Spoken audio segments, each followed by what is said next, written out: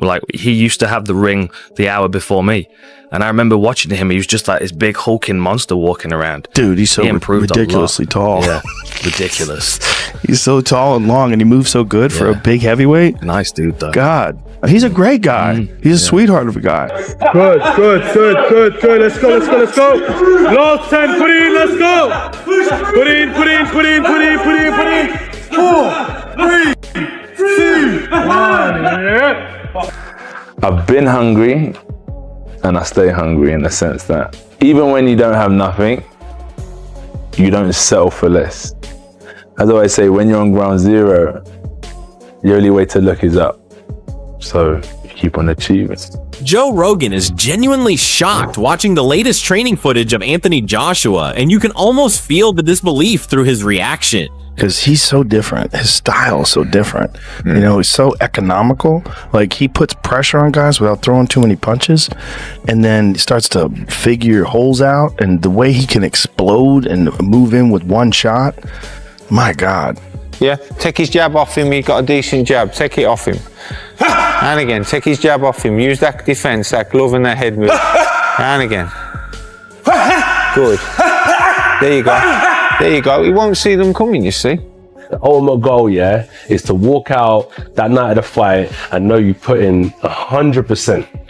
You put in 100% every minute of the day, or every other minute of the day, because no one's perfect. Every other minute of the day, you try to give your all to your Joe Rogan is genuinely stunned watching the latest Anthony Joshua training footage. You can practically feel his disbelief through every reaction.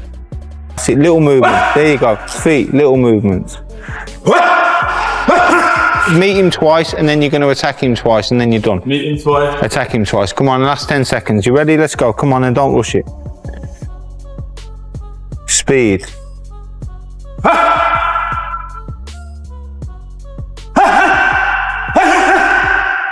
Go again. Good.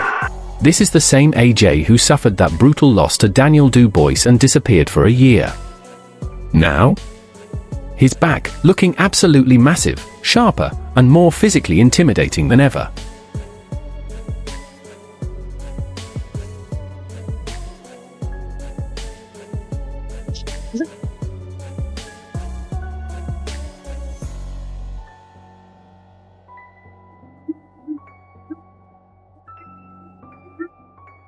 No one forces me to do anything. I make the decision myself, and if I didn't want to do it, I wouldn't. So when I'm faced with the challenge, I just embrace it. And what can one man do except for give his best? If you fail, you try again. If you win, you try again and get better.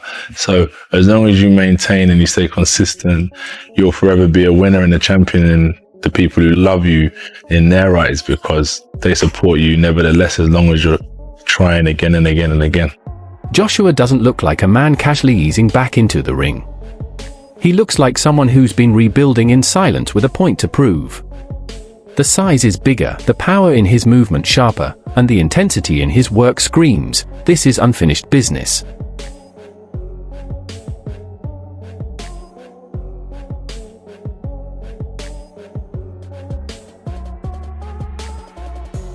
During that face-off, I couldn't believe how much bigger you were than him. Is your confidence kind of through the roof when you kind of looked out, when you're looking down on him like that? This is what I'm going to say. I don't want to focus on it being like about Jake. Oh, Jake's small, so that makes me confident. Jake's this, so that makes me confident. I'm just focused on myself. I'm confident in myself. If this is the version of AJ showing up for Jake Paul, then the narrative just flipped completely. Yesterday's press conference? Straight fire. The face-off alone said half the story, Joshua looming over Jake like a skyscraper next to a parking cone. Except this time, that parking cone looked like it needed a step ladder and a permission slip. Yeah, if I'm going to be honest, I'm going to break his face, I'm going to break his body up, I'm going to stomp all over him. That's my mentality, right? That's a fighter's mentality, and I know what's in my heart, I know what's in my mind, and I'm here to compete. I'm here to prove myself that I'm the better fighter, so I'm looking forward to it, and I'll do that until I finish fighting, no matter who it is. And Jake was giving off that same vibe Tank had him on during the Davis versus Paul moment, like someone accidentally cranked the difficulty to heavyweight mode. The tension was real, the energy electric. AJ didn't come in playful, He came in serious, straight up telling Jake he's going to break his face and body, making it crystal clear this isn't a game and he's not here for a friendly showcase. I don't think it's necessarily fair to AJ. I just know that I have the power and the timing. It's the shots that you don't see coming that knock people out. And I'm a tricky knockout artist that people don't give me enough credit for. I've won knockout of the year.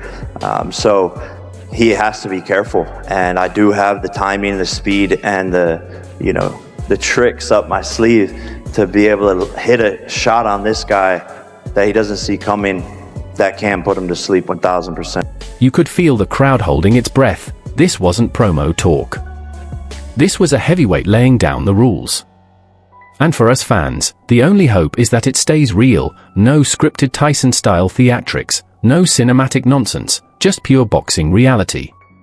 If Joshua is even half as dialed in as he looks, this isn't going to be a show, it's going to be a statement. The kind that reminds everyone there are still levels to this sport. We were presented with an offer to fight Jake Paul, and we took it with both hands. I mean, we'd be crazy not to. You know, AJ was going to fight this week here. We didn't sign a contract, but we made an offer to Cassius Chaney. We were going to fight an 8-round fight here. We were going to rock up on fight night, just wrap the hands, and no one was going to know about it. And you wouldn't have seen him all week. We would have just turned up fight night. And now we're doing an 8-rounder a few weeks later for a 40th or 40 times the money we were going to get to fight tonight against Jake Paul. Just when you thought the drama peaked at that face-off, Eddie Hearn swoops in like a deal-making wizard, saying, "Yeah, we saw the offer," and snatching it up with both hands. And honestly, you can't blame him. When someone drops a Christmas bonus the size of a small island on the table, even Santa would sign. We're all watching AJ go from a quiet comeback plan to an 8-round showdown that's 40 times the original payday. Eddie talks like it's just a casual pit stop on the way to superstardom, a quick flex before the real 2026 master plan kicks in. I think it's crazy. I think Jake Paul, respect to him, but it's a terrible decision from him. He's going to get beaten. He's going to get served up on December the 19th. And we're going to move on with our plans for a massive 2026, which is to fight Tyson Fury and try and position ourselves to fight for the world heavyweight. The funniest part? AJ's completely calm about it. Knocking out Jake Paul looks like just another day on the job, oil change, tire rotation, friendly knockout, back to business. And honestly, I get it. AJ isn't stepping in to entertain, he's clocking in to remind everyone that boxing isn't a playground. Eddie keeps it professional, but the subtext is crystal clear: this isn't cosplay. This is a heavyweight with serious intent. And when your promoter is talking demolitions before the opening bell, you know confidence is off the charts. Here's the mood: we're not watching a gimmick. We're watching a calculated spectacle where money, pride, and legacy collide. Love it or hate it, the spotlight is locked in. The pressure is real. The only question left: how long will Jake Paul last before Anthony Joshua decides the show is officially over? In the past, as a fight fan, I thought of it as a farce. I thought of it as why they're doing this? Why is AJ doing this? As a coach and as a manager, ex-manager of some fighters, I can understand. I mean, you're talking about we're in this business for a reason, and the reason is to secure our future and secure our family's future. And I think this kind of fight for AJ, very little risk, extremely little risk,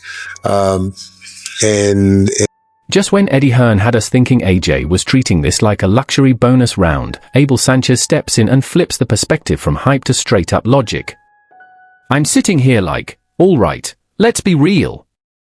Abel isn't talking hype, he's talking risk versus reward math with a straight face, and you can't really argue with it. From a business perspective, why wouldn't Joshua take a fight that pays monster-level money while looking relatively low risk? But as a fan, yeah, it feels a little circus-like, and I get it. We all get it.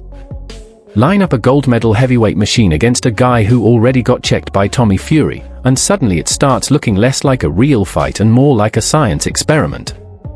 And don't forget, AJ isn't rusty or rolling in unprepared. He's fresh, carved up, and let's be honest, this guy doesn't show up out of shape unless gravity suddenly stops working. Locked in.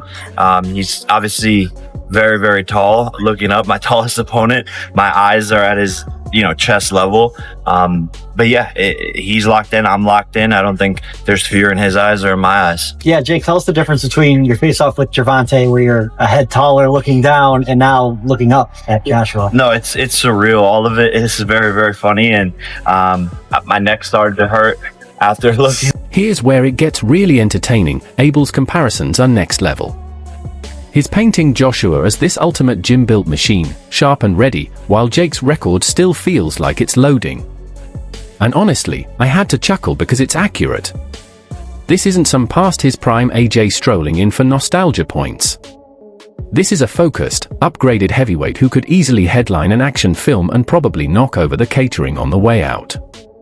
So, while some fans are shaking their heads and others are buzzing like it's opening night, the truth is simple: we're all here to see if Jake's boldness turns into a legendary moment, or just a costly lesson.